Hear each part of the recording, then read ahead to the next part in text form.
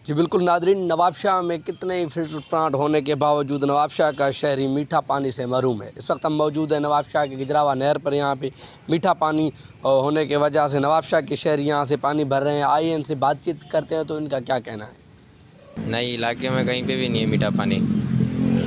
और नवाबशाह में तकरीबन कहीं कहीं पे भी नहीं है पानी। काफ़ी लोग यहाँ पूरे आधा नवाबशाह तकरीबन यहीं से पानी भरता है। तो हम हुकूमत सिंध से अपील करना चाहते हैं कि हमें मीठा पानी फराहम किया जाए। सर फिल्टर प्लांट लगे, फिल्टर प्लांट में पानी नहीं है। हम भी अगर घर का भरना होता तो इधर से भर के लेके जाते हैं। यहाँ मोहल्ले में पाड़े में नलके लगे हुए, उधर से भर लेते हैं। हमारे पास कोई वाटर सप्लाई का सिस्टम नहीं है। वाटर सप्लाई में साफ पानी नहीं आता है। पीने के लिए काम आता है, ना कपड़े धोने के लिए काम आता है, ना कोई बर्तन धोने के लिए काम आता है। कुछ भी नहीं आता है। और वाटर सप्लाई लगे हुए हैं और यहाँ से आते हैं, इतनी दूर से आते हैं हम, तकरीबन 10-10 किलोमीटर 15-15 किलोमीटर से यहाँ से पानी भरने के लिए। वाटर सप्लाई नहीं है, कभी आता है, कभी गंदा पानी आता है, कभी वो।